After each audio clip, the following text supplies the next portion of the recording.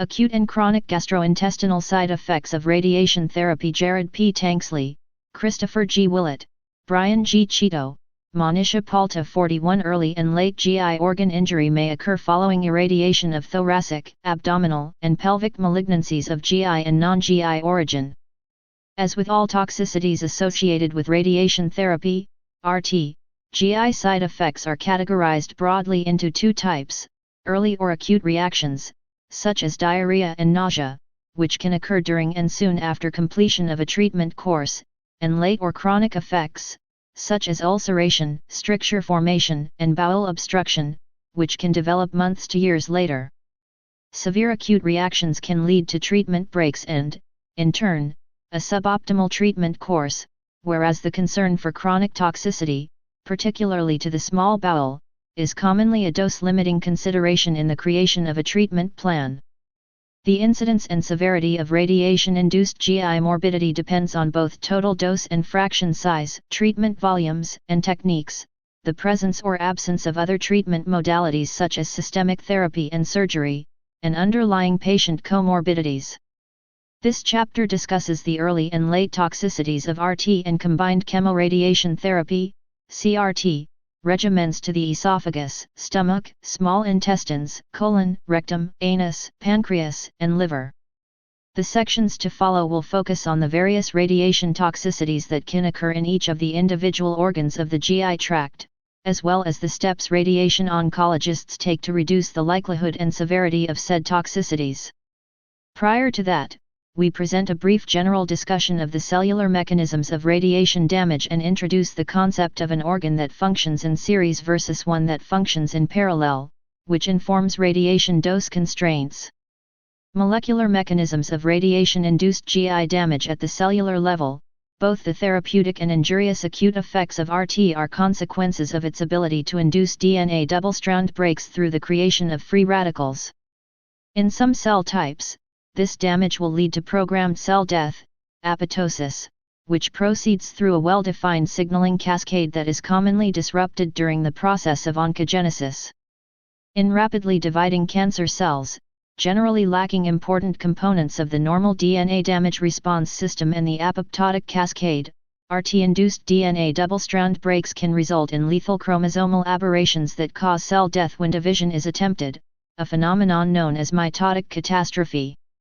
The acute effects of radiation exposure to the normal GI tract have been studied in animal models, where a rapid increase in the rate of apoptosis of intestinal crypt/stem cells can be observed after exposure to low-dose irradiation, 1 to 5 cgy. The rate of apoptosis is dose-dependent and reaches a plateau at 1 gy.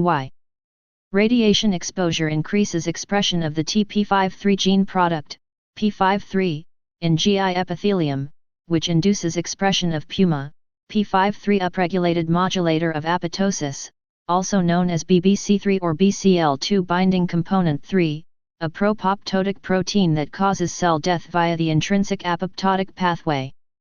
Conversely, the rate of radiation-induced apoptosis in endothelial cells is significantly reduced in animals lacking the pro-apoptotic BCL2 multi-domain proteins, BACs, and BOC.12. It is therefore postulated that P53 promotes apoptosis after irradiation, whereas anti-apoptotic members of the BCL2 family protect the normal mucosa.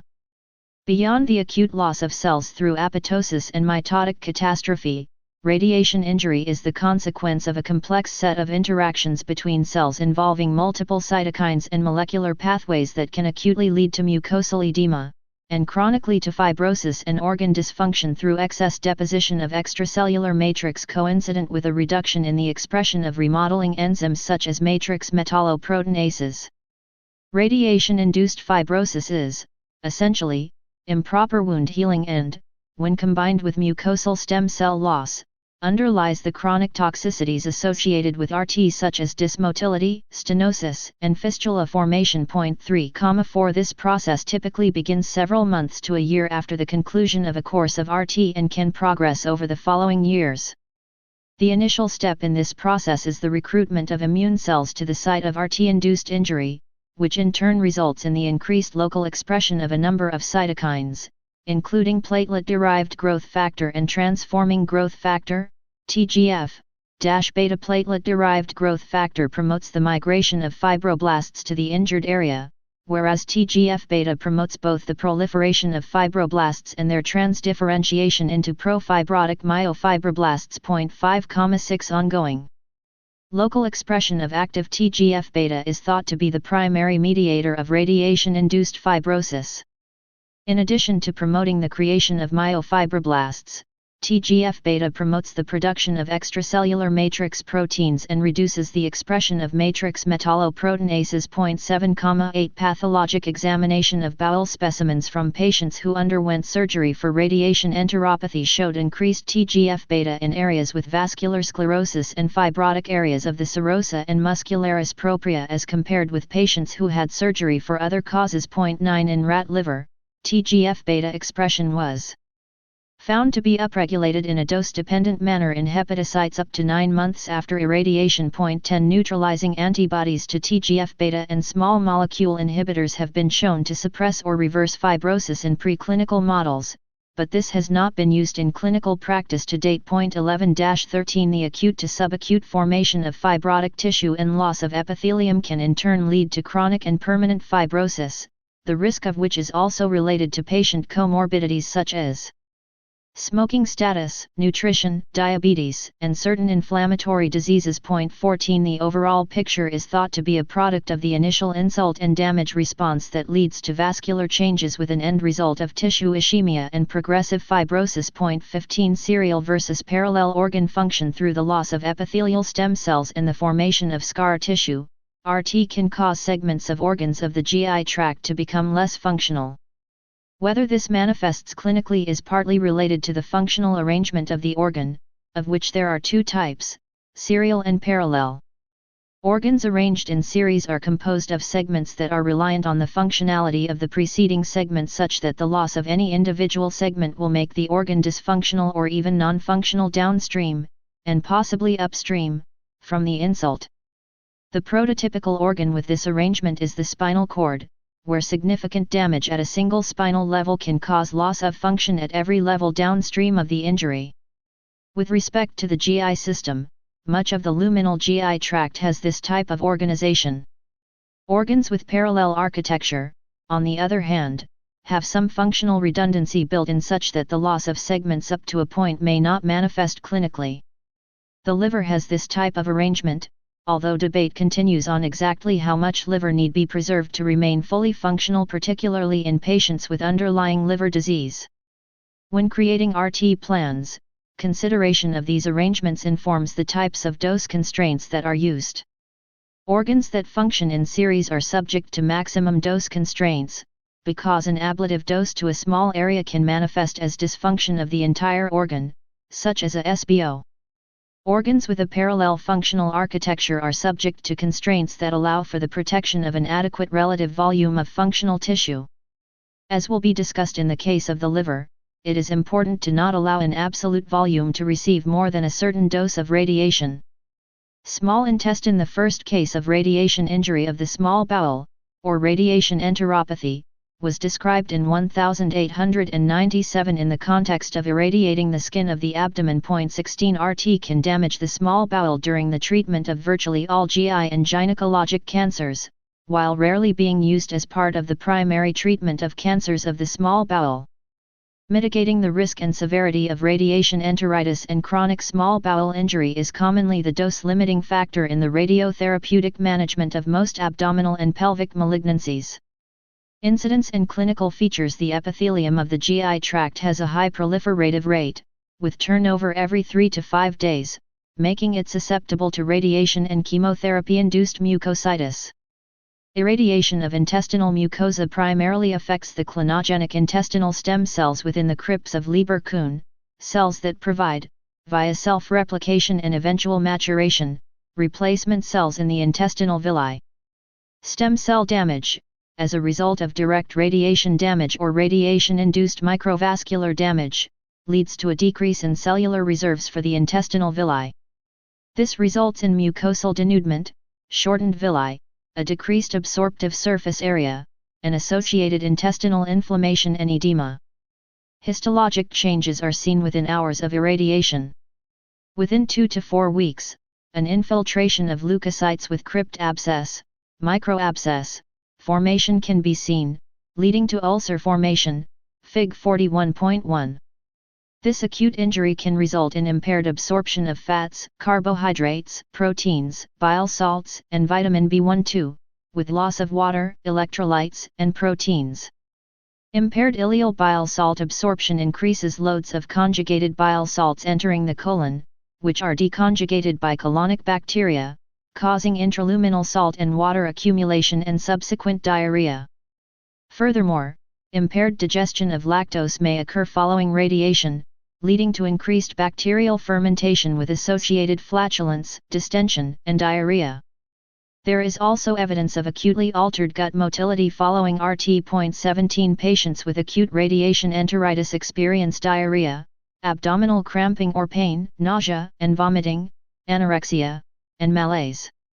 Radiation-induced diarrhea often appears during the third week of a fractionated radiation course, with reported rates of 20% to 70%. 18 Acute radiation enteropathy with diarrhea may be seen in some patients after delivery of doses of 18 to 22 GY using conventional fractionation, which coincides with the start of the third week of therapy, and is seen in most patients by 40 GY. The symptoms and pathologic findings typically subside 2 to 6 weeks following completion of RT, although evidence suggests that patients who develop acute small intestinal toxicity may be at higher risk for chronic effects. 19 Histologic changes of chronic toxicity to the small intestine include progressive occlusive vasculopathy with foam cell. Fig 41.1 Histopathology showing microabscesses and radiation-related fibroblasts. Submucosal reaction shows large, bizarre radiation fibroblasts that have both cytomegaly and nucleomegaly. Smooth muscle cells also have reactive changes. Microabscesses composed of excess neutrophils infiltrate the stroma. Courtesy Dr. Robin A. Mircon, Dallas, TX. 608 Part 4 Topics involving multiple organs: invasion of the intima and hyaline thickening of the arteriolar walls, with collagen deposition and fibrosis. The small bowel becomes thickened, with development of telangiectasias, whereas the vessel walls of small arterioles are obliterated, causing ischemia.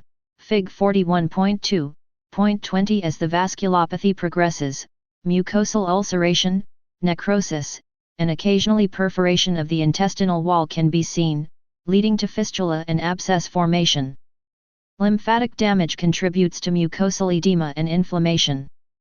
Histologically, the mucosa atrophies, with atypical hyperplastic glands and intestinal wall fibrosis.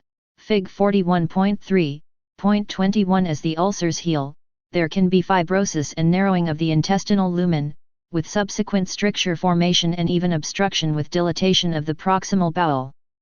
Bacterial overgrowth may be an indirect complication arising from stasis in a dilated loop of bowel proximal to the stricture. Although the affected segments of intestine and serosa appear thickened with areas of telangiectasias 22, it should be noted that even if the gut appears normal, patients can still be at risk of spontaneous perforation. 23 Chronic radiation enteritis can cause significant morbidity. This complication tends to be progressive, with an onset at least 6 months after radiotherapy. Late radiation injury to the small intestine occurs at a median of 8 to 12 months following root, although it can appear years later. 24 There are many clinical manifestations of the chronic phase of radiation enteritis. Table 41.1. Fibrosis and vasculitis of the bowel may lead to dysmotility, stricture formation, and malabsorption. 25,26 More rapid transit times can occur in the affected bowel, which can cause chronic malnutrition and resultant anemia and hypoalbuminemia. Malabsorption and other complications may require surgical intervention and parenteral alimentation. Patients with severe chronic radiation enteritis have a poor long-term prognosis and a mortality rate of approximately 10%. 2732 The overall incidence of chronic radiation enteritis has not been precisely defined. Retrospective series suggest an incidence of 20%, but these studies often included a large number of patients who were lost to follow-up or died between the end of RT and the completion of the study. 33A review of randomized trials of adjuvant RT for rectal cancer shows severe long-term complications as low as 1.2% and as high as 15%, which is greatly improved in comparison with older trials, suggesting that technical advances have reduced chronic small bowel toxicity rates. 34 Certain factors have been found to predispose patients to radiation toxicity to the small intestine. Women, older patients, and thin patients may have a larger amount of small bowel in the pelvic cul-de-sac, which can increase the likelihood of radiation injury in the treatment of pelvic malignancies. 35 Patients with a history of pelvic inflammatory disease or endometriosis also appear to be at higher risk of radiation complications. 36-37 Patients who have had previous abdominal surgery can develop adhesions that decrease the mobility of the small bowel, allowing it to be consistently exposed to fractionated RT. 38-39 In addition, patients with prior pelvic surgery may have an increase in the amount of small bowel within the pelvis. In a series published by Eiffel and Associates, the risk of small bowel complications was significantly higher in women who had undergone a previous laparotomy. 40 Smokers, and patients with diabetes, hypertension, and cardiovascular disease, also have an increased risk of pre-existing vascular damage or occlusion. 41 These comorbid conditions are compounded by the pathologic changes of chronic radiation injury, which include vasculopathy and ischemia, predisposing the patients to radiation. Related small bowel toxicity. Patients with collagen vascular and inflammatory bowel diseases have a higher risk of acute as well as chronic radiation-induced injury. Patients with these diseases may have pathologic changes that include transmural fibrosis, collagen deposition, and inflammatory infiltration of the mucosa. The late effects induced by RT to the small bowel are likely additive to these pre-existing changes, and studies have shown that these patients have a lower GI tolerance to RT. 42,43 Patients whose IBD or non-malignant systemic disease is quiescent or well controlled appear to fare better than patients with active disease. Fig. 41.2 Histopathology showing a submucosal arteriole in chronic radiation enteropathy. Radiation-induced changes include thickening of the blood vessel walls, subintimal hydropic change and fibrosis, which results in luminal narrowing and occlusion and subsequent tissue ischemia. Courtesy Dr. Robin A. Mircon, Dallas, TX. Fig. 41.3 Histopathology showing small intestinal submucosal fibrosis following radiation therapy. The patient presented with small intestinal obstruction due to this stricture. Courtesy Dr. Robin A. Mircon, Dallas, TX. Table 41.1 Clinical complications of chronic radiation enteritis or proctitis complication lesion, S. Clinical features obstruction stricture constipation, nausea, vomiting, postprandial abdominal pain infection abscess abdominal pain, fever, chills, sepsis, peritonitis fistulization fistula fecal, vaginal, or bladder discharge, pneumaturia bleeding ulceration rectal pain, tenesmus, rectal bleeding, anemia malabsorption small bowel damage diarrhea, steatorrhea, weight loss. Malnutrition, cachexia from Gervant M., Carlson G.L., Anderson I. ETAL intestinal failure after surgery for complicated radiation enteritis. Ann R. Call SURG English 2000, 82:198-201. Chapter 41 Acute and Chronic Gastrointestinal Side Effects of Radiation Therapy 609 41 studies have also addressed the effect of radiation dose on occurrence of small bowel toxicity. Volume of the treatment field, volume of irradiated small bowel, total dose, fraction size, treatment time, and treatment technique all influence small bowel tolerance.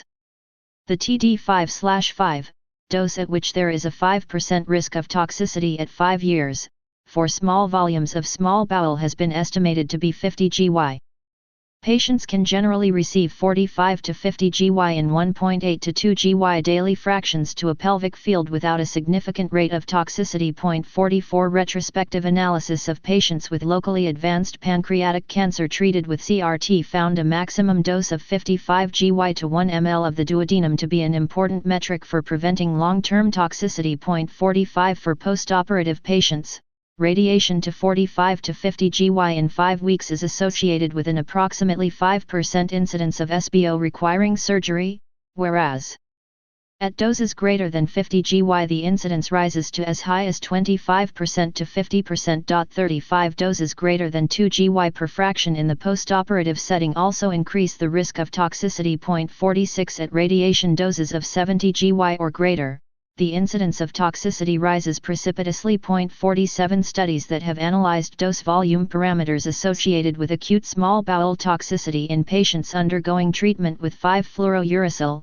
5-FU, based CRT therapy for rectal cancer found strong correlations between acute toxicity and the amount of small bowel irradiated at each dose level analyzed. 48,49 A study of different treatment techniques to minimize the effect of pelvic radiation on the small bowel showed that irradiating smaller volumes of bowel yielded less toxicity. 50 In addition, treating patients in the prone position with external compression and bladder distension decreased side effects, likely from exclusion of portions of the small bowel from the radiation field.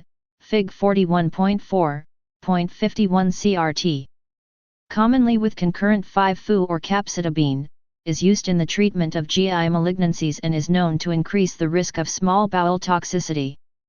In the French Fédération francophone de cancérologie digestive trial, which randomized patients to RT or CRT with 5-FU and leucovorin, the rate of acute toxicity was 2.7% with RT and 14.6% with the addition of chemotherapy to RT. 52 A second trial conducted by the European Organization for Research and Treatment of Cancer randomized patients with advanced rectal cancer to preoperative RT or CRT, with or without adjuvant chemotherapy.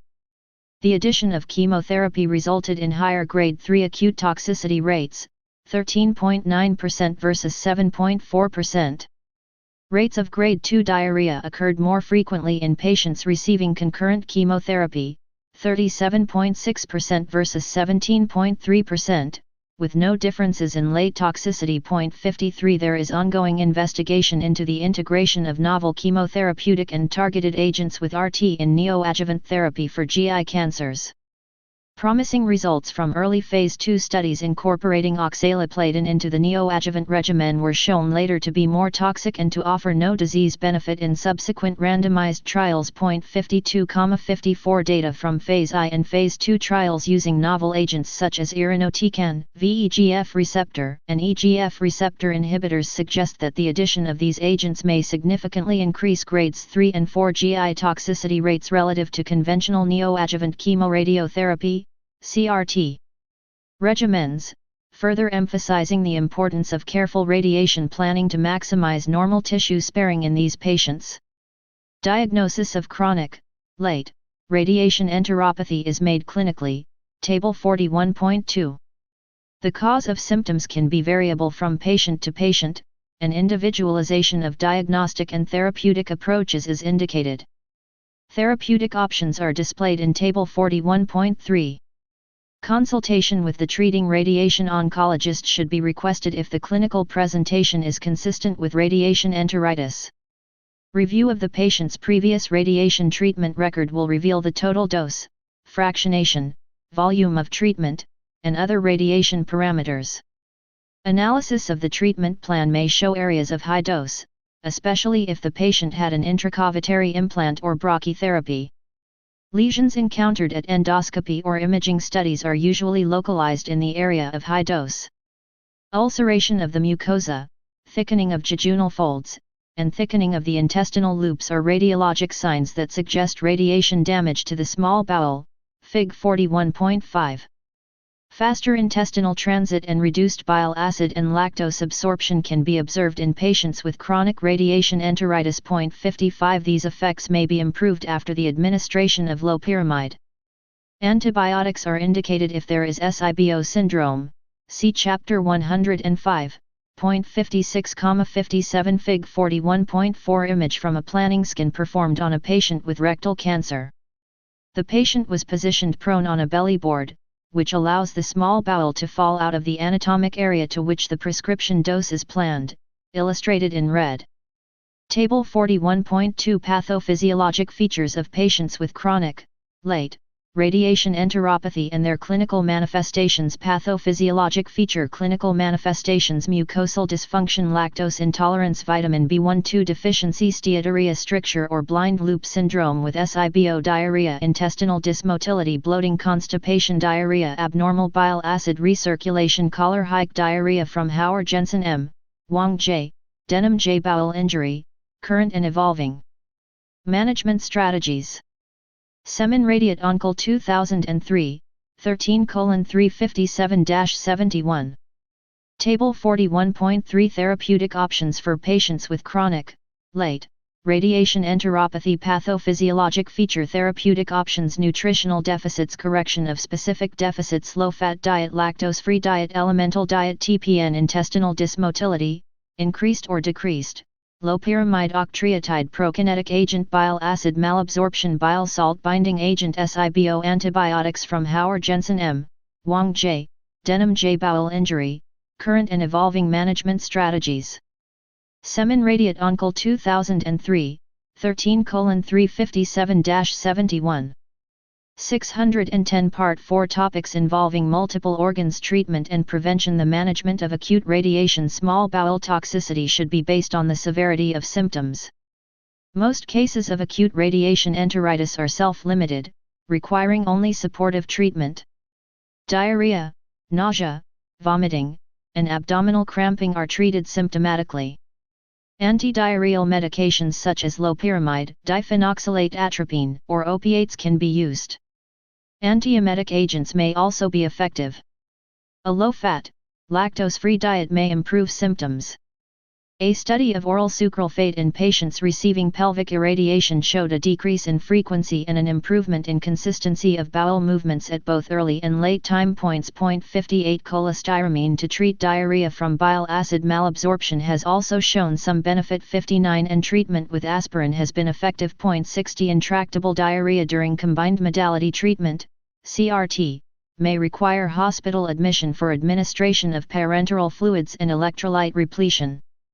Patients who are refractory to conventional antidiarrheal medications may benefit from administration of a synthetic somatostatin analog such as octreotide. 61 The management of chronic radiation enteritis remains a major challenge, given the progressive evolution of the pathophysiology, including obstructive endarteritis and fibrosis. The treatment should be conservative, given the diffuse nature of the process and the high morbidity associated with surgery. However, surgical intervention is indicated in intestinal obstruction, perforation, fistulas, and severe bleeding. Chronic effects of diarrhea are managed symptomatically with a low-residue diet. Fiber supplementation, e.g., Metamucil, Citrusol, has shown benefit in some cases.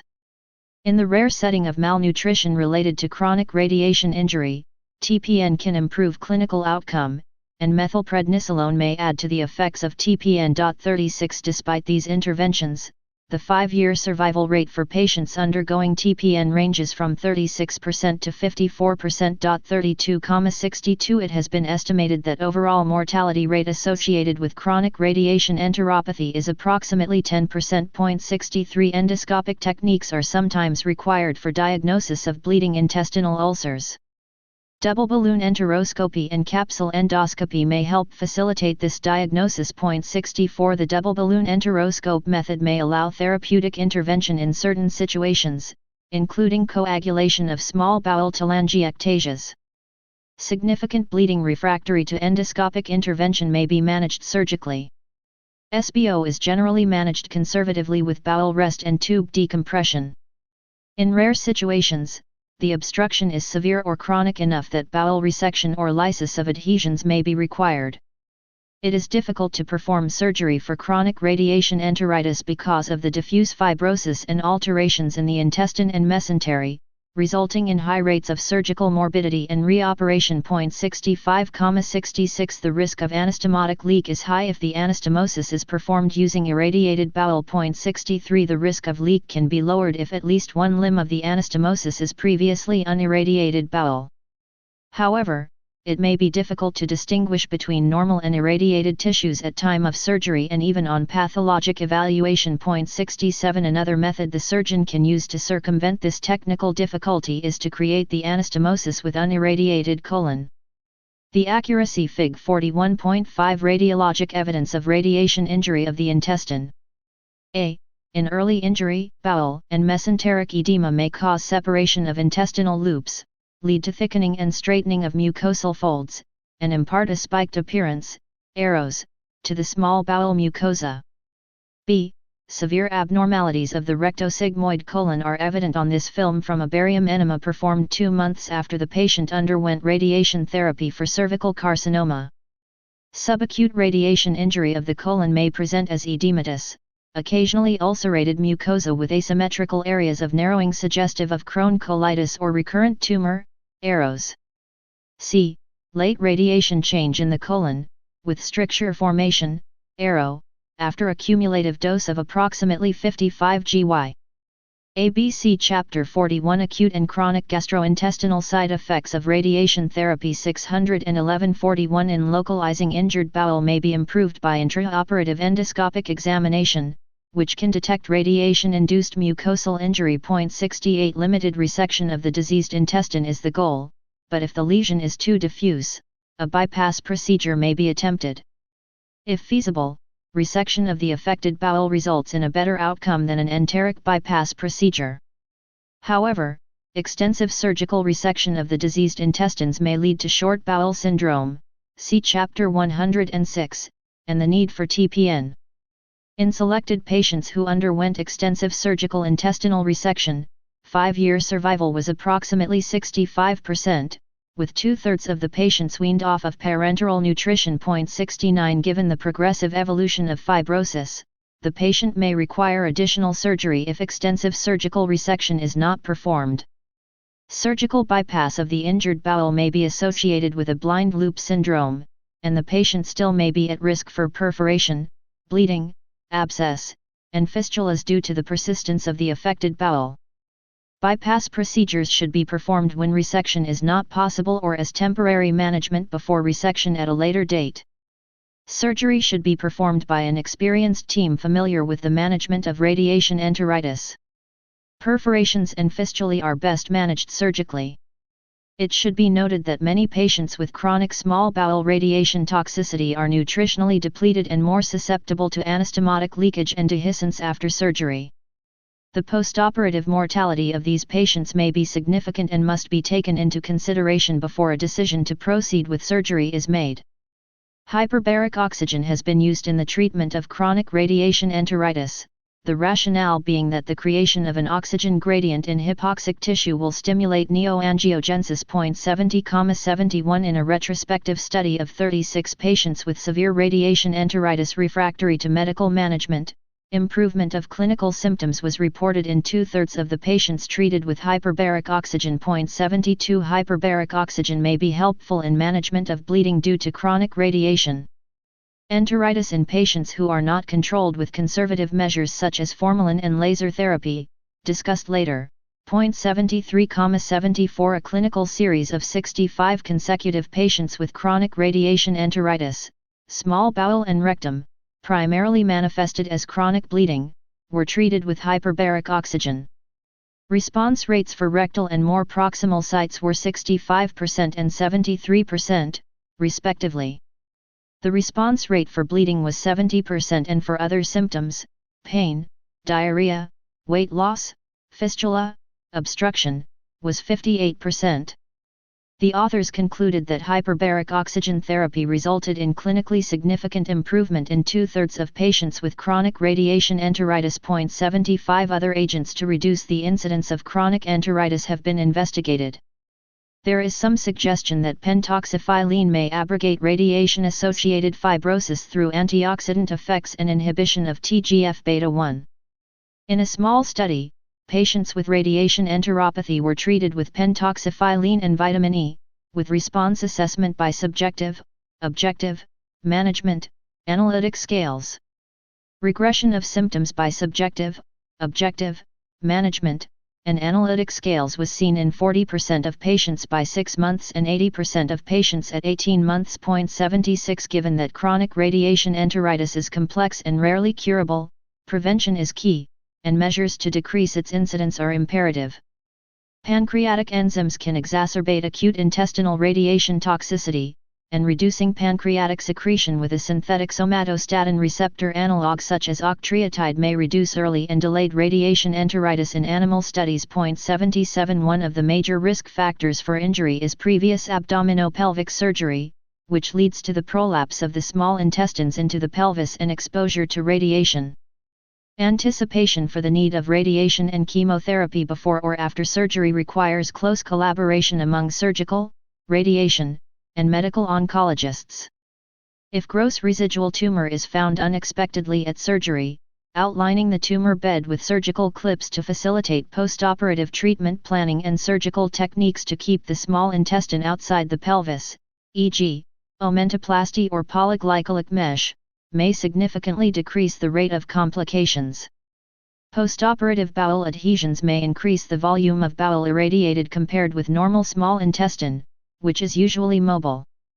If RT is anticipated after surgery, attempts should be made at the time of surgery to displace the bowel outside the radiation field. 78 One simple technique is the surgical placement of a polyglycolic, biodegradable mesh that moves the intestines out of the pelvis. 79,80 This procedure has minimal morbidity and does not significantly increase operating time. It also does not require a second operation to remove the mesh, because it is absorbed 3 to 4 months after surgery. MRI can be used after surgery to verify the position of the mesh, the small bowel, and eventual disappearance of the mesh.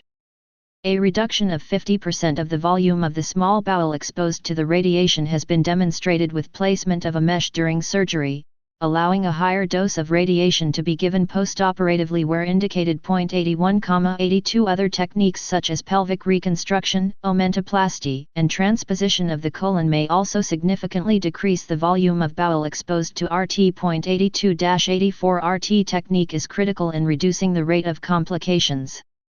The use of only anterior and posterior fields for pelvic radiation should be avoided if possible because of the high dose and large volume of bowel irradiated. The toxicity of RT correlates with the volume of small bowel irradiated. 85 In many patients, treatment in the prone position with a belly board allows the displacement of the small intestines out of the radiation field. 86,87 Patients should be instructed to maintain a full bladder during the radiation session, which further displaces the intestines out of the pelvis. 38 Three-dimensional, 3D, treatment planning optimizes the treatment technique by facilitating more accurate dose distributions. A 3D treatment algorithm ensures the sparing of excessive radiation dose to normal tissues by the judicious use of multiple fields to the target volume from multiple geometries. 88 In addition, more modern techniques such as intensity-modulated radiotherapy, IMRT, use sophisticated planning techniques to avoid critical structures. Treatment of radiation enteritis is often only partially successful. Management is patient-specific and should be as conservative as possible because of the relentless progression of the disease, which can be exacerbated by further injury to the area. A better understanding of the mechanism of fibrosis and the interaction of the molecular events controlling apoptosis and fibrosis may assist in the identification of the patient at risk for radiation complications and in the development of new therapeutic approaches. Esophagus incidence and clinical features. Early and late effects of the esophagus often occur following irradiation of thoracic and upper abdominal malignancies, e.g., esophageal/esophagogastric junctional carcinomas, lung carcinomas. Normal esophageal mucosa undergoes continuous renewal.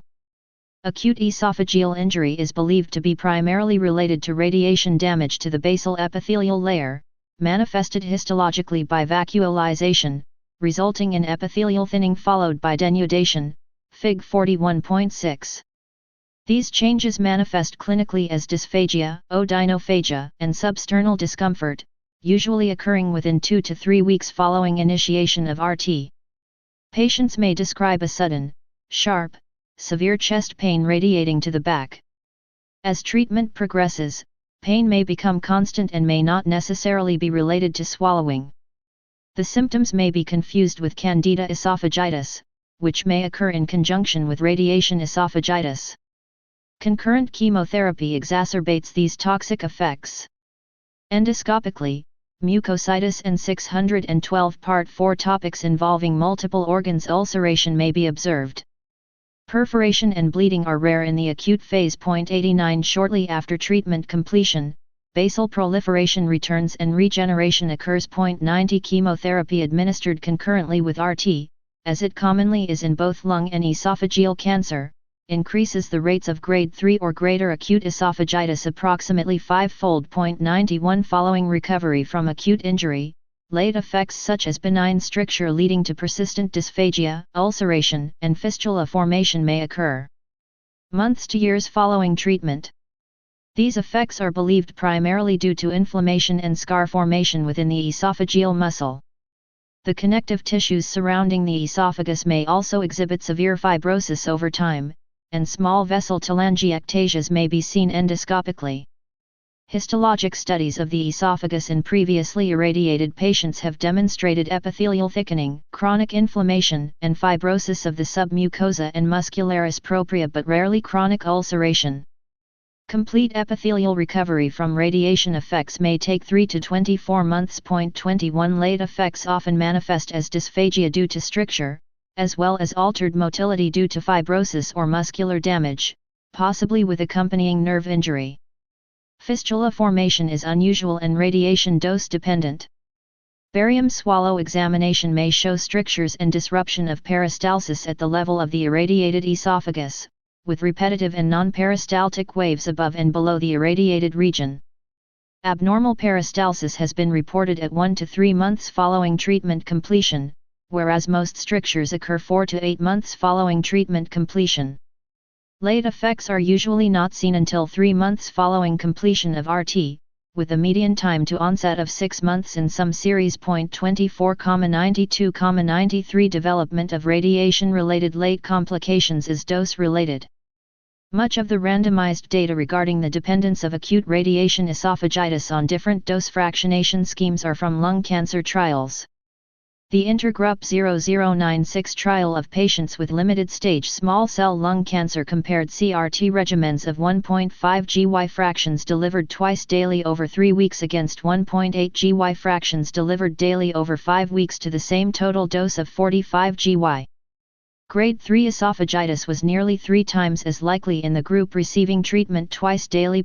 94 In the radiation therapy oncology group, RTOG 0617 trial, comparing total doses of 60 GY versus 74 GY in the treatment of locally advanced non-small cell lung cancer, a 3-fold increase in grade 3 or greater esophagitis was also noted. 95 Historically the TD5/5, i.e., dose at which 5% of patients will develop complications at 5 years, has been estimated to be 60 GY when 1/3 of the length of the esophagus is irradiated. 96 Cumulatively, it is recommended that the mean esophageal dose be kept less than 34 GY, while limiting portions of the esophagus treated to no more than 60 GY.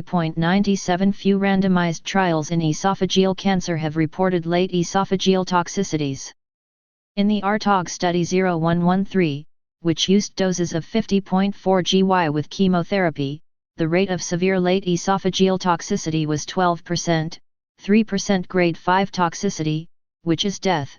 98 In RTOG 85-01, a randomized trial comparing definitive radiotherapy to 64 GY and CRT to 50 GY, nearly 20% of patients in each arm experienced severe late esophageal toxicity.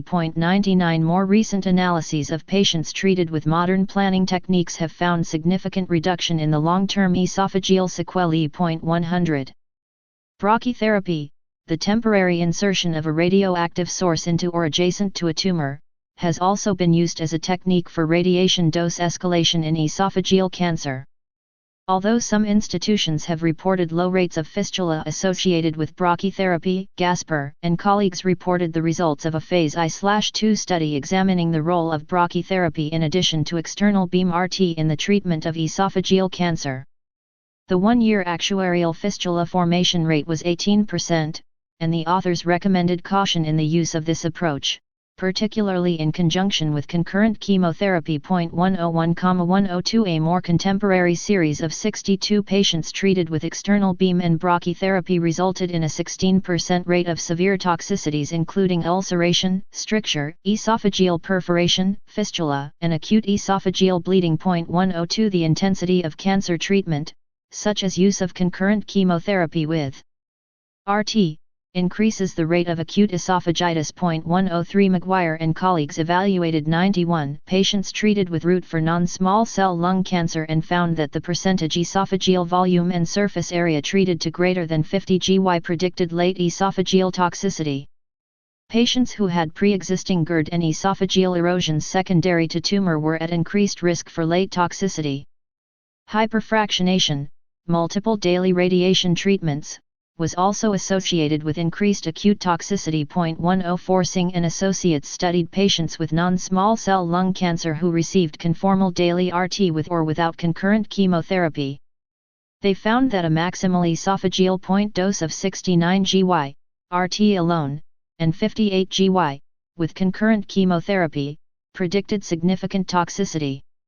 26% of patients receiving concurrent CRT developed grade 3 or higher esophageal toxicity, whereas only 1.3% of patients who received RT alone experienced this degree of toxicity. 105. AHN and colleagues found that the most powerful predictor of late esophageal toxicity in 254 patients treated for non-small cell lung cancer was the severity of acute esophageal toxicity. Severe acute toxicity was predicted by the use of twice-daily radiation, older age, increasing nodal stage, and a variety of dosimetric parameters. The overall incidence of late toxicity was 7%, with a median and maximal time to onset of 5 and 40 months, respectively. 92. Way and co-workers, evaluating 215 patients who received concurrent chemotherapy, found that the relative esophageal volume receiving greater than 20 GY predicted for grade 3 or greater acute toxicity, and a second series found that when greater than 30% of the esophageal volume received greater than 50 GY, V50, this resulted in grade 1 or higher acute toxicity. 106,107. Based on these and other data, it is clear that the addition of concurrent chemotherapy to RT increases the incidence of both acute and chronic esophageal toxicity. Treatment and prevention. The treatment and prevention of radiation-induced esophagitis have come under increased attention with the use of aggressive combination chemotherapy and RT regimens. Treatment interruptions may ease the symptoms of acute esophagitis but may also compromise treatment efficacy and is generally reserved for severe cases. The management of acute esophagitis usually includes symptomatic management such as topical anesthetics, including viscous lidocaine-based regimens, oral analgesics. Fig. 41.6 Histopathology of acute radiation-induced esophageal injury showing esophageal ulceration with abundant fibroblasts. Chapter 41 Acute and chronic gastrointestinal side effects of radiation therapy. 613.41, including anti-inflammatory agents and narcotics, gastric anti-secretory drugs, histamine blockers, PPIs, promodality agents, e.g., metoclopramide, and treatment of superimposed infection, candidiasis. Dietary modification, including bland foods, pureed or soft foods, and soups, can help patients maintain oral intake. Other modifications include avoidance of smoking, alcohol, coffee, spicy or acidic foods, chips, crackers, and fatty foods. A study of dietary modifications and pharmacologic prophylaxis for radiation-induced esophagitis reported decreased toxicity and fewer treatment interruptions. It was recommended to drink between meals and to eat 6 smaller meals per day, consisting of semi-solid food, soup, high-calorie supplements, purees, puddings, milk, and soft breads. 108 In addition, ingestion of hot or cold foods should be avoided if possible. Instead, foods and liquids should be at room temperature. In severe cases, feeding tube placement may be required. Radioprotective chemical agents have been investigated as a means of mitigating radiation-induced normal tissue toxicity. The best studied radioprotector, amifostine, is an organic thiophosphate. This agent is a scavenger of free radicals and serves as an alternative target to nucleic acids for alkylating or platinum agents. 109 trials have had conflicting results and are limited by small patient numbers. 110-114 In the largest randomized trial, patients treated with chemotherapy and RT for non-small cell lung cancer were randomized to receive amifostine or no drug. Although amifostine did not significantly reduce grade 3 or higher esophagitis, patient self-assessments suggested a significantly lower incidence of acute esophagitis in those who received amifostine. Patients receiving amifostine, however, experienced significantly higher rates of nausea, vomiting, infection, febrile neutropenia, and cardiac events. 115 Given this, amifostine is not routinely recommended in the prevention of radiation esophagitis. 116 A second radioprotector, glutamine, has generated clinical interest.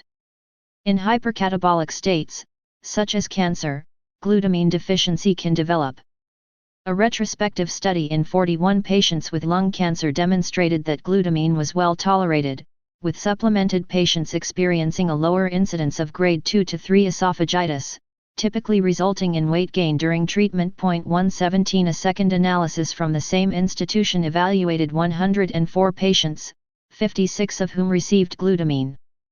Glutamine was associated with less grade 3 esophagitis, treatment breaks, and weight loss, and administration was not associated with differences in time to event endpoints. 118 A pilot study of 75 patients corroborated retrospective data demonstrating no glutamine intolerance or toxicity.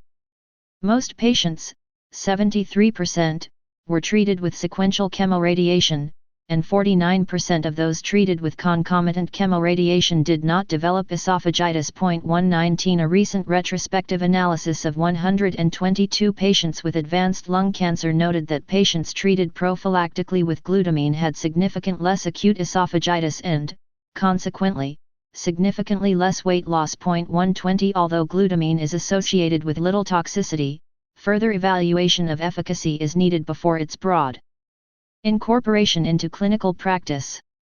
The management of late esophageal radiation stricture consists of serial endoscopic dilatation for symptomatic improvement.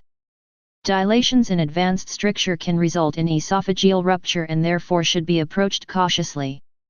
Long-term use of gastric antisecretory drugs, as well as prokinetic agents such as metoclopramide, has been recommended to decrease gastroesophageal (GE) reflux effects. Uncommonly, tube feedings may be required for patients with significant weight loss who are unable to maintain weight or for those only able to take in liquids. Surgical intervention may be required for patients who develop perforation or fistula. Finally, it is important to note that the clinical symptoms associated with late radiation injury are often difficult to distinguish from those caused by recurrent or new primary malignancies. Patients with strictures or ulcerations should also be evaluated to differentiate chronic radiation changes from cancer recurrence. Stomach incidence and clinical features: the stomach may be damaged following irradiation of the upper abdomen for cancer, including esophageal GE, junctional, gastric, and pancreatic carcinomas. Radiation to the stomach in animals using a very high single dose results in erosive and ulcerative gastritis. A slightly lower single dose results in gastric dilatation and gastroparesis, with replacement of the normal gastric mucosa by hyperkeratinized squamous epithelium. With even lower doses, gastric obstruction occurring months after irradiation was observed, with an atrophic gastric mucosa and intestinal metaplasia seen in surviving animals. 121 Studies in which serial gastric biopsies were obtained following irradiation of patients for PUD noted necrosis of chief and parietal cells, with mucosal thinning, edema, and chronic inflammatory infiltration. 24,122 In addition, gastric acid production decreased after relatively low doses of gastric irradiation. In the past, RT had been used to decrease acid production in patients with PUD. Even with a relatively low dose of 18 GY delivered in 10 fractions, approximately 40% of ulcer patients had a 50% reduction in gastric acid secretion that lasted for a year or more. 123 Clinically, radiation-induced gastritis may occur within a week of starting radiotherapy, with microscopic changes including edema, hemorrhage, and exudation. Histologic changes include disappearance of cytoplasmic details and granules in parietal and chief cells as early as 1 week into therapy. Cell damage and subsequent cell death are often seen first in the depths of glands, followed by thinning of the gastric mucosa. Additional mucosal changes include deepening of the glandular pits and proliferation of cells in the glandular neck. Loss of glandular architecture and thickening of the mucosa can be seen by the 3rd week of radiotherapy. Histologic recovery begins approximately 3 weeks after completing radiotherapy. Signs of recovery of early radiation injury to the stomach include reepithelialization and fibrosis. Symptoms of acute radiation injury of the stomach consist primarily of nausea and vomiting, dyspepsia, anorexia, abdominal pain, and malaise. These are more common with the concurrent administration of chemotherapy. Radiation-induced nausea and vomiting may occur within the first 24 hours following treatment. It is estimated that approximately half of patients receiving upper abdominal radiation will experience emesis within 2 to 3 weeks following radiation initiation. 124 Late effects of gastric irradiation have been classified into 4 categories. 1. Acute ulceration, occurring shortly after completion of RT. 2. Gastritis with smoothened mucosal folds and mucosal atrophy on endoscopy, accompanied by radiographic evidence of antral stenosis, 1 to 12 months following irradiation, see Chapter 52. 3. Dyspepsia, consisting of vague gastric symptoms without obvious clinical correlate, 6 months to 4 years following irradiation, and 4. Late ulceration, averaging 5 months after irradiation.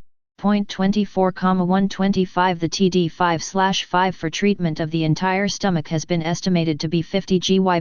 96 Large studies of upper abdominal irradiation have suggested that prior abdominal surgery, as well as using a higher radiation dose per fraction, may increase the risk of late effects. 126 Studies from Walter Reed Army Medical Center, delivering abdominal radiation using now antiquated techniques in testicular cancer patients, have suggested that higher radiation doses lead to an increasing risk of late gastric ulceration and perforation, with ulceration occurring in approximately 6% of patients treated to 45 to 50 GY, 10% of patients treated to 50 to 60 GY, and 38% of patients treated to greater than 60 GY.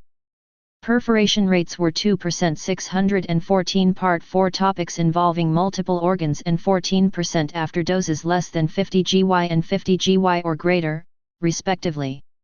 Symptomatic gastritis occurred approximately 2 months following radiation completion, with ulcer formation occurring at a median of 5 months. 6 of 233 patients, 3%, required surgery for ulcer hemorrhage or pain related to ulcer disease, almost all of whom had received doses of greater than 50 GY. 24,127 Other studies of patients treated with RT for Hodgkin lymphoma or testicular, gastric, or cervical cancer have established tolerance limits for gastric irradiation. 126-129 These studies delivered doses of 40 to 60 GY. Patients who received doses greater than 50 GY experienced gastric ulceration and gastric ulcer-associated perforation at rates of 15% and 10%, respectively. If indicated, the dose to the entire stomach with conformal RT is limited to 45 to 50 GY, with an estimated 5% to 7% risk of severe radiation toxicity, primarily ulceration. 130 As in the esophagus, combining chemotherapy with RT decreases the tolerance of the gastric mucosa to RT. 5-Fu-based chemotherapy is the most common agent delivered concurrently with RT in the management of GI tumors. This agent can be delivered in the adjuvant or neoadjuvant setting or as definitive therapy for GE junction, gastric, peripancreatic, and biliary cancers. 5-Fu is a radiation sensitizer but has historically been given safely with RT at doses of 45 to 50 GY without substantial increases in toxicity. Newer systemic agents have been shown to increase acute gastric toxicity when delivered with radiotherapy, including taxanes, gemcitabine, and EGF receptor inhibitors. A Phase I study evaluated 5-FU, gemcitabine, and radiotherapy in locally advanced pancreatic cancer. Of the 7 patients enrolled, 3 experienced gastric or duodenal ulcers with severe bleeding, requiring transfusion. 131 These regimens remain the subject of investigation in the treatment of abdominal malignancies. Treatment and prevention. Acute symptoms of gastric radiation intoxicity are treated with antiemetics, 5-hydroxytryptamine 3,5-HT3 antagonists, phenothiazines, metoclopramide, glucocorticoids, benzodiazepines, antihistamines, or anticholinergics, as well as consumption of a light meal prior to delivery of RT. Randomized trials of prophylactic 5-HT3 inhibitors have shown efficacy compared with placebo in preventing radiation-induced nausea and vomiting. 132 A randomized trial of 211 patients receiving upper abdominal radiation compared the 5-HT3 inhibitor ondansetron given twice daily, with or without dexamethasone delivered daily for the first 5 fractions of treatment. Patients receiving dexamethasone showed a trend toward improved complete control of nausea, 50% versus 38%, and significant improvement in complete control over emesis. The authors concluded that the addition of dexamethasone resulted in modest improvement in protection against radiation-induced emesis. 133 Narcotic and non-narcotic agents are often used for pain. In addition, it is recommended that patients be placed on acid anti-secretory medications, including PPIs. Careful nutritional support along with antiemetic therapy is essential for patients undergoing radiotherapy to the abdomen. Acute symptoms generally resolve within 1 to 2 weeks following completion of RT. Late gastritis-related symptoms are often treated with acid anti-secretory drugs, including histamine antagonists and PPIs, and/or sucralfate. These may be used on a long-term basis to avoid late ulceration. With more severe complications of bleeding, ulceration, gastric outlet obstruction, fistula formation, or perforation, patients may require endoscopic therapeutic approaches or rarely surgical intervention with partial gastrectomy. Colon and rectum incidence and clinical features. The large bowel is less radiosensitive than the small bowel. Nevertheless, the mechanisms underlying acute and chronic injuries of the large intestine are similar to those of the small intestine. There is a decrease in the stem cell mitotic rate, resulting in a depletion of precursor cells required to replenish the epithelium as it normally sheds. Acute injury can be accompanied by superficial mucosal erosions and lamina propria hemorrhage. There is also a thickening of the mucosa, with proliferation of fibroblasts, Fig. 41.7. 134 Late changes include vascular fibrosis with associated ischemia and formation of telangiectasias, which can be a source of bleeding, Fig. 41.8. Late radiation. Large bowel changes can lead to fluid and electrolyte malabsorption, obstruction, chronic proctitis, and fistula formation. Ischemic changes also include ulceration, Fig. 41.9, perforation, and fistulae. 22 Bowel wall fibrosis may occur, causing decreased motility and compliance, and stricture. 135 A decrease in rectal compliance can reduce the ability of the rectum to act as a reservoir, leading to fecal frequency, urgency, and incontinence. Fig. 41.7 Histopathology of acute radiation injury to the rectum with superficial rectal mucosal erosion and focal lamina propria hemorrhage. Courtesy Dr. Robin A. Mirkhan, Dallas, TX. Fig. 41.8 Typical colonoscopic findings of radiation proctitis in a patient treated for prostate cancer. Top panels. Endoscopic view of the rectum reveals the characteristic fine tortuosity and curling of the new vessels. Lower panels, these demonstrate superficial burns from argon plasma coagulation, which was used to stop this patient's bleeding. It is not necessary to ablate the lesions completely but merely to cause mucosal and submucosal fibrosis, thereby entrapping the vessels in the scarring process. Courtesy Lawrence J. Brandt, MD, Bronx, New York. Chapter 41 Acute and Chronic Gastrointestinal Side Effects of Radiation Therapy 615-41 Acute colitis from root manifests clinically. American Samoa: diarrhea, cramping, tenesmus, urgency, incontinence, and, less commonly, mucoid or bloody rectal discharge. These symptoms can result from rectal inflammation, edema, and spasm. Symptoms often begin 2 to 3 weeks into treatment and usually resolve within several weeks to 3 months following radiation completion.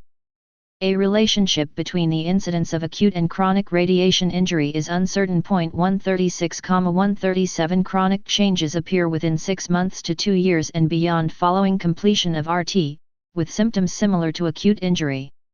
Patients may present with tenesmus, bleeding, low-volume diarrhea, rectal pain, and occasionally low-grade obstruction or fistulae. See Table 41.1.138. Patients can develop a pancolitis that mimics IBD. In addition, pelvic irradiation is a risk factor for development of rectal cancer, and there is evidence that those patients who have received prostate-directed RT have a risk for rectal cancer similar to that of having a first-degree relative with rectal cancer. 139 The lower radiosensitivity of the colon and rectum than the small intestine may be partially explained by the fact that higher doses of radiation are often delivered to smaller volumes of the rectum compared with small intestine, i.e., focal collateral rectal irradiation in prostate and gynecological cancer therapy. The rectum is also a readily accessible organ by endoscopy, allowing early diagnosis and intervention, possibly preventing symptomatic progression. Data suggest that although rectal mucosal changes are present for up to 5 years post-treatment, there is often recovery after complications and resolution of mucosal changes. 140 series have reported the risk of serious late rectal complications is 5% or less when less than 80 GY is delivered. 24 Radiation injury of the large intestine occurs most frequently in the rectum, owing to its location adjacent to the prostate, bladder, cervix, uterus, and ovaries, exposing it to a collateral radiation dose with treatment of these organs. 21 Acute rectal injury is often self-limited, but the incidence of chronic radiation proctitis is increasing with increased use of pelvic RT and radiation dose escalation. 141,142 As is true with other sites, the incidence of large bowel toxicity is associated with radiation dose, volumes treated, and the use of concurrent chemotherapy. The treatment of rectal cancer commonly uses doses of 45 to 54 GY, whereas treatment of prostate and cervical cancer uses higher doses ranging from 60 to 80 GY. The incidence of severe rectosigmoid toxicity in cervical cancer patients was 4% or less for patients receiving doses less than 80 GY and 13% for doses greater than 95 GY. 143 The treatment of prostate cancer with doses of 60 to 70 GY has been associated with an incidence of severe proctitis less than 8%. 144 Radiation doses of 60 to 70 GY for anal cancer yield an incidence of severe rectal toxicity of 5% or less. 145-147 Collectively, it is recommended that less than 20% of the rectum should receive doses greater than 70 GY. This is associated with grade 2 or higher rectal toxicity in the range of 6% to 23%. 148 Treatment using conformal radiation, 3-field and 4-field techniques further decreases the risk of rectal toxicity. 143,149 A trial of conformal versus conventional radiation for prostate cancer reported less radiation proctitis, 5% versus 15%, respectively, 150. The use of IMRT may further improve this rate, as demonstrated by an updated analysis of nearly 1,000 prostate cancer patients treated to doses greater than 80 GY. The actuarial rate of grade 2 or higher rectal toxicity at 7 years was 4.4%, and the incidence of late grade 3 toxicity was 0.7%. No patients experienced grade 4 toxicity. 151 Even as moderate to severe hypofractionation, including stereotactic body radiotherapy, SBRT, has become more commonly used in the treatment of prostate cancer, late GI toxicities have remained acceptably low with modern planning techniques and image guidance. 152,153 Combining chemotherapy with RT increases toxicity rates. A combination of 5-FU and mitomycin C with radiation doses of 40 to 55 GY in the treatment of anal cancer was associated with a less than 5% risk of severe rectal complications. 154 Multiple trials have combined 5-FU-based chemotherapy and RT as neoadjuvant and adjuvant treatment for rectal cancer. 155-158 The toxic effect of combined chemotherapy and radiation has varied from no significant increase in toxicity to a 24% incidence of severe diarrhea and a 25% incidence of chronic bowel injury. 159 Given the increase in toxicity seen with single or opposed-only radiation fields, the use of conformal and multi-field techniques is necessary when using combination therapy. The increasing use of neoadjuvant CRT has also raised the concern of increased postoperative complications in these patients. Although a large randomized trial showed a significant reduction in the rates of acute and chronic GI toxicity in patients treated neoadjuvantly. 158,160 In contrast to small bowel injury, previous abdominopelvic surgery does not appear to predispose the rectum to radiation injury, likely due to the fact it is not otherwise mobile. Given the similarity of vascular changes seen with small bowel radiation injury, a history of diabetes, hypertension, cardiovascular disease, or peripheral vascular disease may predispose large bowel to radiation toxicity. 41-43,161 Patients with collagen vascular disease and IBD also have an increased propensity for large bowel radiation toxicity. Treatment and prevention management of large bowel radiation toxicity is based on symptom control. Acute toxicity is treated with antimotility agents such as loperamide or diphenoxylate with atropine and a low residue diet. Opiates and anticholinergics may also be of benefit. Glucocorticoid-containing suppositories may be helpful in the management of patients with anorectal inflammation. Colonoscopy should be avoided if possible because of the potential risk of perforation associated with friable rectal mucosa during radiation. 162 It is recommended that screening colonoscopies be done prior to prostate brachytherapy in order to reduce rectal complications. 163 This is also a reasonable approach prior to the initiation of external beam RT. For chronic diarrhea due to decreased rectal compliance, stool softeners or fiber supplements may alleviate symptoms. As in acute proctitis, glucocorticoid suppositories may be beneficial. The benefit of glucocorticoid retention enemas is unclear. 164 Short-chain fatty acids and amino acid derivatives, which nourish and protect the colonic mucosa, have been studied in acute radiation proctitis. 165 Initial relief of symptoms can be seen, but symptoms recur shortly after stopping treatment. 166 Fig 41.9 Histopathology of the rectal mucosa after radiotherapy with residual malformed rectal crypts and flat, regenerating surface mucosa in the region of a radiation-induced rectal ulcer. Note the fibrosis and inflammation of the lamina propria. Courtesy Dr. Robin A. Mircon, Dallas, TX. 616 Part 4 Topics involving multiple organs. Hyperbaric oxygen has been used to stabilize bleeding related to telangiectasias, but this treatment is not widely available and requires many sessions before any effect is seen. 167 Nonetheless, a randomized trial in patients with refractory chronic radiation proctitis reported that hyperbaric oxygen therapy significantly improved healing. 168 Treatment of colorectal ulcerations associated with bleeding is initially endoscopic, with the use of coagulation techniques, such as argon plasma coagulation. Bleeding due to radiation proctopathy is usually minor and often controlled endoscopically with conservative measures such as cauterization of the telangiectasias with laser treatment. See Fig 41.8. 169 Application of formalin or colonic irrigation with oral antibiotics may result in long-lasting therapeutic effect. 170-174 Sucralfate enemas may alleviate radiation proctopathy by forming a protective complex with the rectal mucosa. It also increases the local levels of fibroblast growth factors and prostaglandins. Sucralfate enemas appear to be helpful in chronic proctopathy, but their benefit is unclear during the acute period. 175-177 Short-chain fatty acid enemas may be also helpful for management of chronic hemorrhagic radiation proctopathy by inhibiting the inflammatory response, including the nuclear factor kappa B pathway. 178,179 strictures can also be endoscopically dilated. For patients who have refractory bleeding, stricture, perforation, or fistulae, surgical management may rarely be necessary. Management of a pelvic fistula, e.g., vaginal or bladder fistula, is complex and requires fecal diversion before corrective surgery. A thorough radiographic investigation with barium enema, small bowel follow-through, or enteroclysis to delineate the extent of the fistula should be performed before surgery. Patients with fistulas may present with additional challenges such as electrolyte imbalance, malnutrition, and infections. Many surgical techniques have been described to repair fistulas, but corrective surgery is best done when the patient is medically stable and enough time has elapsed after surgical diversion.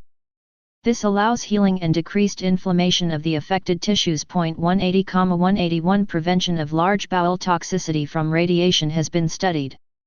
Prostaglandins have been investigated as a potential radioprotector. Prostaglandin E2 and prostaglandin analogues display radiation protection in animal studies. 182-185 Clinically, misoprostol suppositories also have been shown to reduce symptoms of acute radiation enteritis in patients undergoing RT for prostate cancer. However, a randomized placebo-controlled trial from Germany in patients with prostate cancer undergoing irradiation found that significantly more patients experienced rectal bleeding in the misoprostol group. 186,187 Amifostine has been investigated for the prevention of chronic radiation enteritis and has demonstrated protection of the small and large intestines in preclinical studies. 188 The drug has also been shown to reduce the incidence of early and delayed radiotherapeutic injuries at several anatomic sites. In a randomized study, the late effects of radiation were significantly reduced in the group receiving parenterally administered amifostine. 189 However, the median follow-up was quite short, 24 months, and longer follow-up is necessary to confirm the benefits of the medication, given the incidence of late bowel complications increases with time. Another randomized trial evaluated 205 patients with pelvic malignancies who received RT alone or with 4-amifostine. Patients receiving amifostine experienced a significantly lower incidence of grades 2 and 3 bladder and lower GI tract toxicity, with no significant difference between the two groups in tumor response to treatment. 190 There is also evidence to suggest that intrarectal application of amifostine may reduce the risk of proctitis in patients undergoing radiotherapy for prostate cancer. 191 In a phase 2 study of patients receiving prophylactic amifostine with pelvic radiotherapy, sigmoidoscopy was performed prior to initiation, after completion of radiotherapy, and 6 to 9 months later. Patients receiving amifostine were less likely to develop histologically detectable mucosal lesions.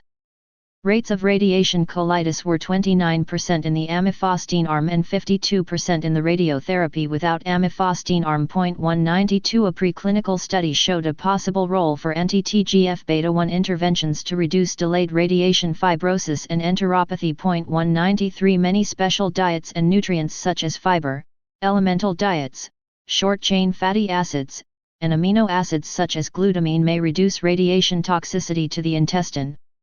However, consistent clinical results were not observed. 194-198 Preventive therapy must have high efficacy, low toxicity, and low cost and not protect the tumor from RT. Unfortunately, no currently available therapy fulfills all of these objectives. As described previously, careful radiation planning and delivery are of paramount importance. Anus incidence and clinical features. The anal canal is typically spared from significant radiation exposure except in treatment of anal, low rectal, and gynecologic cancers.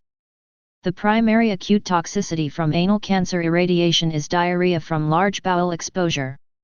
Damage to the anus itself can occur in the form of acute desquamation or ulceration, with later development of ulcers, strictures, anorectal fistulae, and incontinence. 199 The primary data on anal toxicity from RT come from studies using RT or CRT for the treatment of anal cancer. Anal toxicity manifests as mucosal edema and friability. 200 These changes are often exacerbated by diarrhea that occurs from rectal toxicity. Chronically, anal fibrotic changes may evolve. Anal toxicity presents initially as a perianal skin reaction that ranges from minimal skin changes and erythema to moist desquamation and diarrhea. These changes are self-limited and usually resolve within a few weeks of treatment completion. Acute toxicity can lead to an interruption of therapy, although this may be less common with modern radiation treatment techniques. 200-202 The incidence of acute toxicity is high and is increased with concurrent chemotherapy delivery or use of a large dose per fraction. 146, 154, 203, 204 Phase 3 studies and series of patients treated with combined chemotherapy and RT have noted an incidence of skin toxicity of grade 3 or greater in 26% to 78% of patients using doses of 45 to 60 GY in 1.8 to 2.25 GY fractions. 154, 199, 201, 205-207 In a multi-institutional experience of anal cancer patients treated with IMRT-based CRT, grade 3 skin toxicity was seen in 38% of patients, with no grade 4 toxicity observed, comparing favorably to the results of previous randomized trials. 202 A study comparing IMRT with conventional RT found that patients treated with conventional RT had longer elapsed treatment days with significantly more breaks from treatment with higher rates of grade 2 or greater toxicity. 208 Late anal toxicity occurs within months to years following completion of therapy. The most common late complication is anorectal ulceration.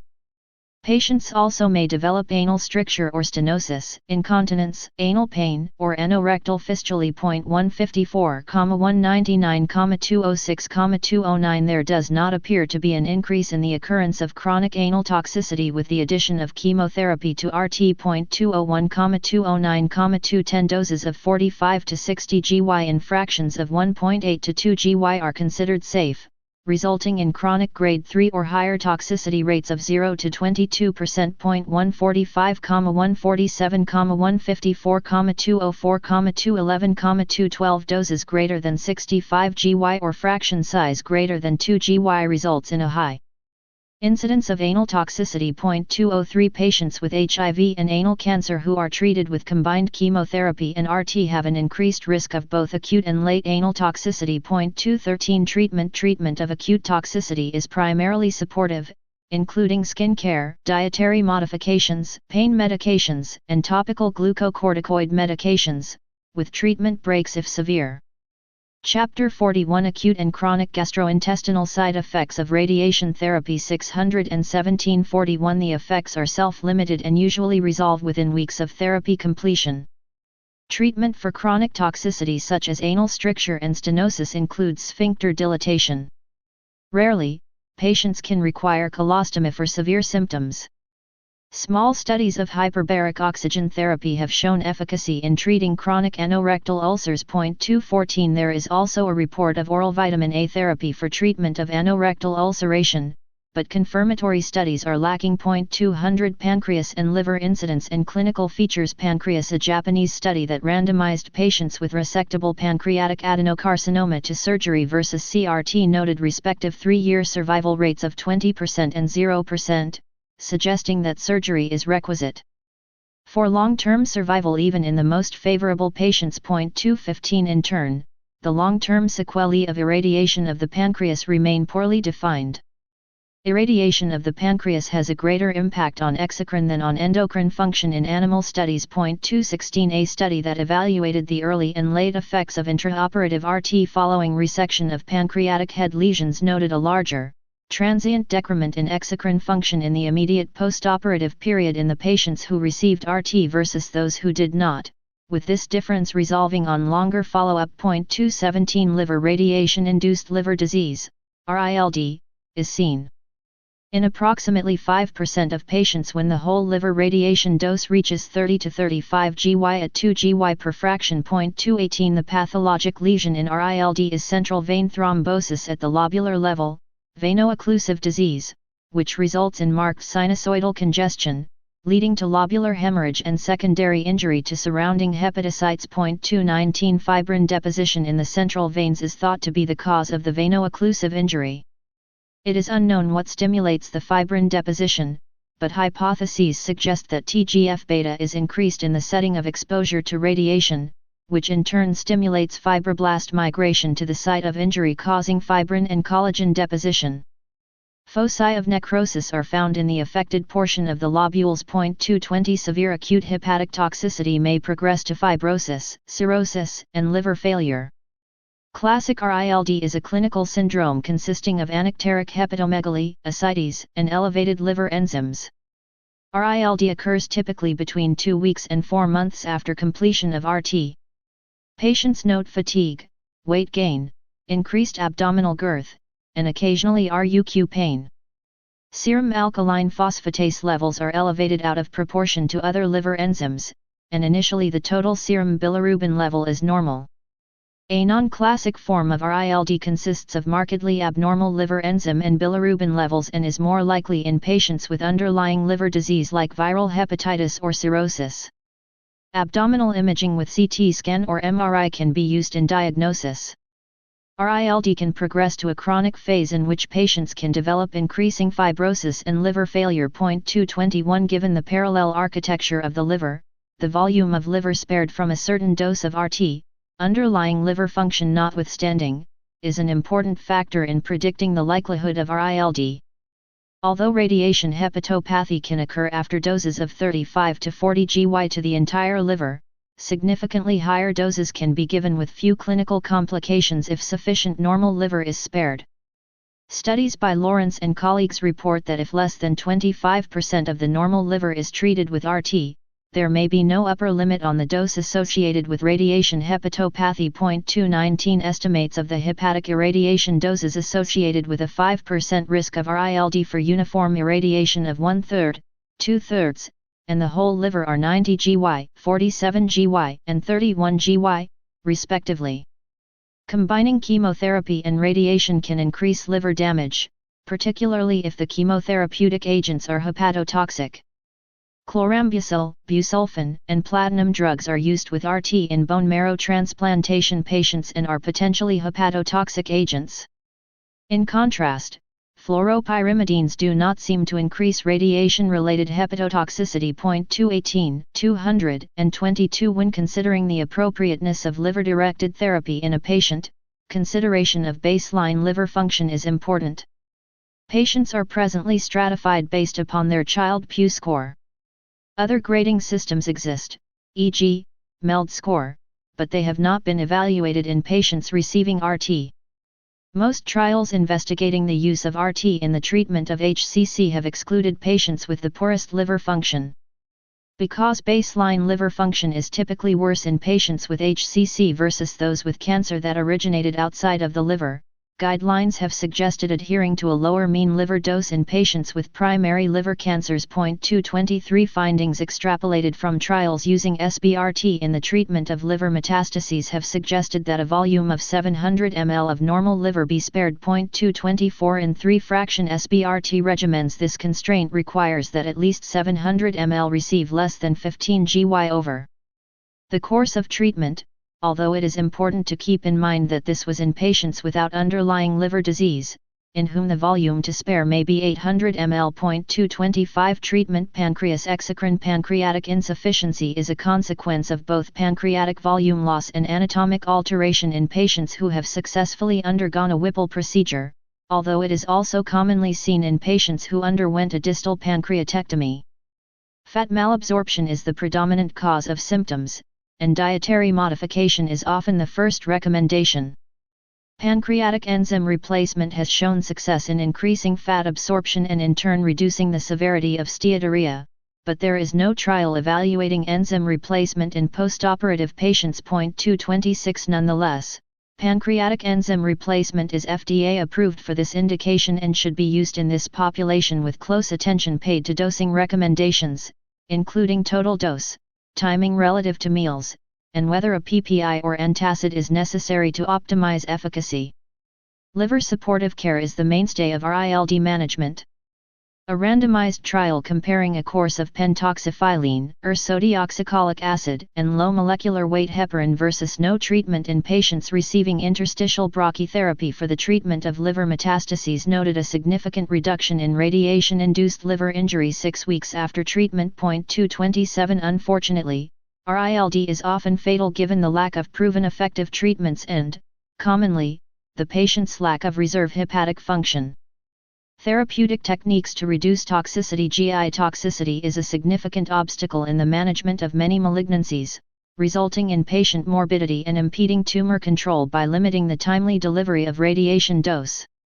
Maximal avoidance of normal tissue with delivery of adequate therapeutic doses to targets is the primary goal of the radiation oncologist.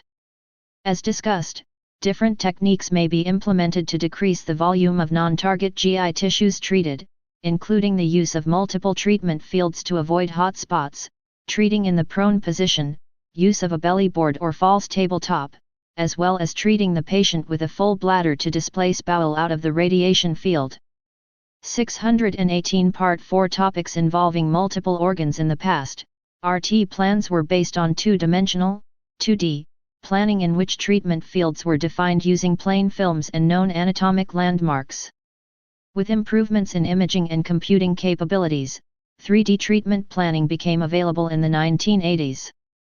An advanced form of 3D planning, IMRT, has now been implemented in clinical practice. 228, 229 As opposed to conventional static fields, IMRT uses the principle of multiple fields within fields that more accurately conform radiation dose to target tissues while sparing normal structures. IMRT requires target tissues and normal organs are accurately defined. Dose constraints are assigned to these organs, along with a desired prescription dose to the target volume, S. Inverse planning, whereby computer-searched algorithms establish multiple, and sometimes unconventional, beam or field designs, is then performed, attempting to meet the prescribed target dose and normal tissue dose constraints. Individual fields are treated with multiple, small beamlets rather than one uniform beam, and each beam delivers a different dose intensity to the different parts of the target. This allows close conformation of radiation dose to the shape of the target and preferential sparing of nearby normal tissues. Collectively, early clinical results in varying cancers using IMRT-based CRT have shown significant decreases in treatment-related toxicities, with cancer-related outcomes similar to conventional radiotherapy approaches. For example, Munt and associates showed a marked improvement in small bowel dosimetry for patients with gynecologic malignancies treated with IMRT compared with conventional 3D planning.